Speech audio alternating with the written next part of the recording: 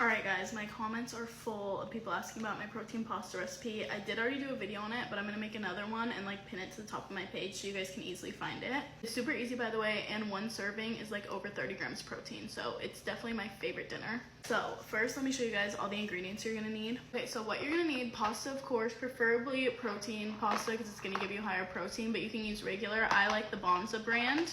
And then a protein, I usually either do ground turkey or chicken, but you can kind of do whatever you want. Cottage cheese, onion, and then I usually add tomato to it. I don't have any, so I'm gonna have to do without it tonight, but usually I do add in tomato. Spinach, and these two are kind of optional, but they do give more flavor. Tomato paste and basil. I have my pasta water heating up to a boil, and then while we're waiting for that, I'm just gonna throw in our meat and get that cooking. I just threw in some seasoning. Obviously season it however you like, but I do onion powder, garlic powder, salt, pepper, and paprika. Water's boiling, so I'm gonna throw in our pasta. I'm doing like 2 servings of this because I like to have leftover for lunch tomorrow. Okay, our meat is all done cooking. I'm gonna save like half for the pasta and then half like refrigerate it for another dinner. Obviously if you're making more for like your family or you're doing a bigger serving, use all of it. While the noodles are boiling, we're gonna make our sauce, which is basically, you only need really 2 things: a blender and then cottage cheese and like some seasonings and stuff.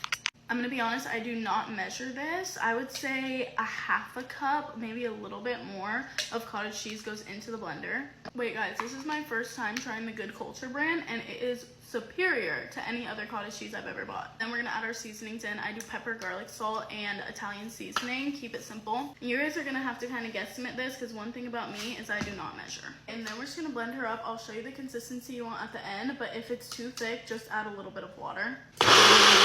Okay, I did have to add water to mine, but here's what the consistency should be like. Oh!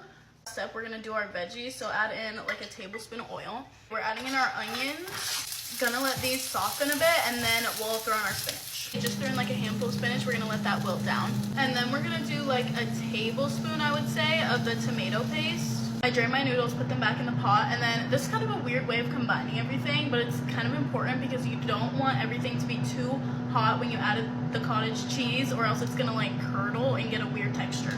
Then your like veggie mixture, and then also add in your protein and then mix everything together. And then finally, the most important step, we're gonna add in our sauce.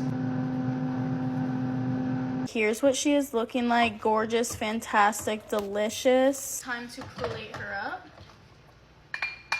And then final touches, we're gonna do a little bit of the basil.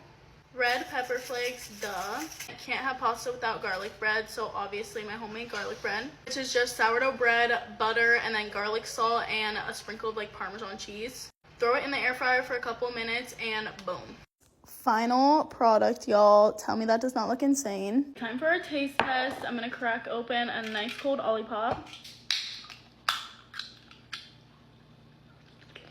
Let's dig into it.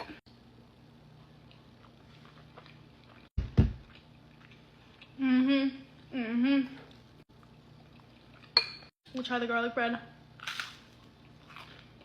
There you guys go. Hope you enjoy it. Love you.